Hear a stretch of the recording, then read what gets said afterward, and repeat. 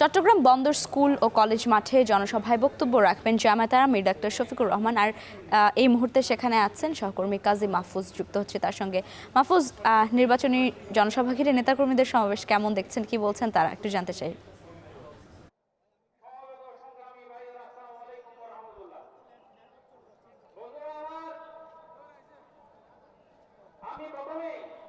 চট্টগ্রাম এবং কক্সবাজারে জামাত আমিরের আজকে 5টি নির্বাচনী জনসভা ছিল। এর মধ্যে 4টি জনসভা ইতিমধ্যে শেষ হয়েছে, সেখানে তিনি কথা বলেছেন।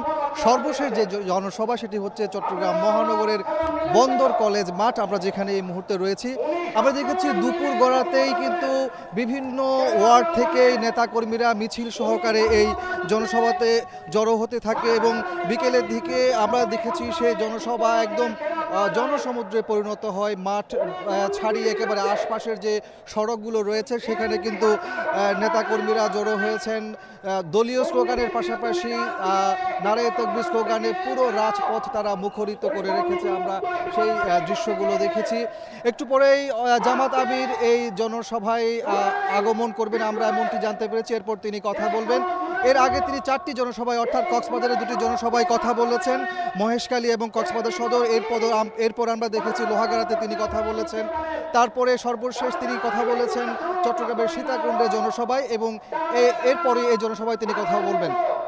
আমরা দেখছি যে জামাত আমিরের এই জনসভাকে কেন্দ্র করে দীর্ঘদিন পর চট্টগ্রামের মহানগরীতে জামাতের দীর্ঘ শোডাউন আমরা লক্ষ্য করেছি এবং জমায়েত আমরা লক্ষ্য করেছি। তারা বেশ উচ্ছ্বসিত, উজ্জীবিত এবং প্রাণ চাঞ্চল্য ফিরে এসেছে নেতাকর্মীদের মাঝে।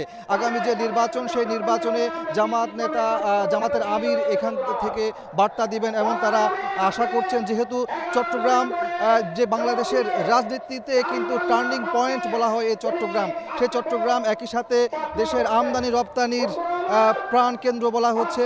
দেশের আমদানি রপ্তানির যে 90% এই বন্দর কেন্দ্রিক হয়ে থাকে, যার কারণে বলা হচ্ছে এই চট্টগ্রাম থেকে জামাতের আমির তিনি রাজনৈতিক যে কথা বলবেন, পাশাপাশি আগামীর যদি সরকার গঠন করতে পারে সেক্ষেত্রে কীরকম চট্টগ্রাম গড়ে তুলতে চাই সে বিষয়ে কথা বলবেন, এমনটি কিন্তু আশা করছেন এখানকার নেতাকর্মীরা। এর আগে তিনি যে 4টি সমাবেশের কথা বলেছেন সেখানে আমরা দেখেছি ইনসাফের যে বাংলাদেশ জামাত প্রতিষ্ঠা করতে চায় সেই কথা কিন্তু তিনি বারবার তুলে ধরেছেন তার বক্তব্যে। একই সাথে আমরা দেখেছি যে নারীদের মর্যাদার ক্ষেত্রে জামাত সর্বোচ্চ অগ্রাধিকার দিবে, এ কথাটিও কিন্তু তিনি তুলে বলেছেন। সবকিছু মিলিয়ে দীর্ঘদিন পর জামাতের আজকের এই যে নির্বাচনী মহা সমাবেশ, এই সমাবেশের মধ্য দিয়ে জামাত আগামী যে নির্বাচন সেই নির্বাচনে ব্যালটে কতটুকু সফলতা পাবে সেটি কিন্তু এখন দেখার অপেক্ষা।